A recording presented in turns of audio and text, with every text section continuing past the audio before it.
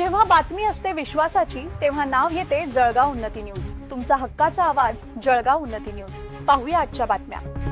जळगाव जामोद येथील व्यायाळ देशमुख जवळ कचरा डेपोला आज सकाळी 10 ते 11 वाजेच्या सुमारास अचानक भीषण आग लागली.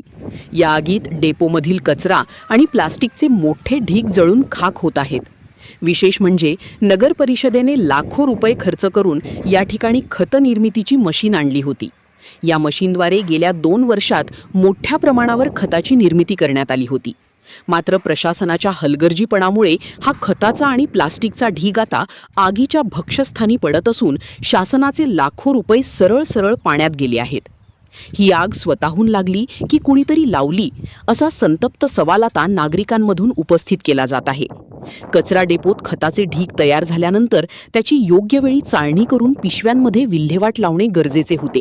परंतु नगर परिषदेच्या निष्क्रिय मुख्याधिकाऱ्यांच्या सीओच्या दुर्लक्षामुळे कोणतीही कारवाई झाली नाही आणि आज अखेर हा अनर्थ घडला. दरम्यान आगीची माहिती मिळताच अग्निशामक दलाचे कर्मचारी तात्काळ घटनास्थळी दाखल झाले. गेल्या काही तासांपासून आग विझवण्याचे काम युद्धपातळीवर सुरू आहे. कचरा आणि प्लास्टिक जळत असल्यामुळे परिसरात प्रचंड धूर पसरला असून कर्मचाऱ्यांना जीव मुठीत धरून काम करावे लागत आहे. या दाट धुरामुळे आग विझवण्याच्या कामात मोठा अडथळा निर्माण होत आहे. प्रशासनाच्या ढिसाळ कारभारामुळे शासनाच्या लाखो रुपयांच्या निधीचा कसा धूर झाला याचे ही जळजळीत उदाहरण असून नागरिकांमधून तीव्र संताप व्यक्त होत आहे. धूर इतका होता की अग्निशमनच्या कर्मचाऱ्यांना काहीच दिसत नव्हते. त्यांनी तरी जीव धोक्यात टाकून आग विझवण्याचा प्रयत्न केला.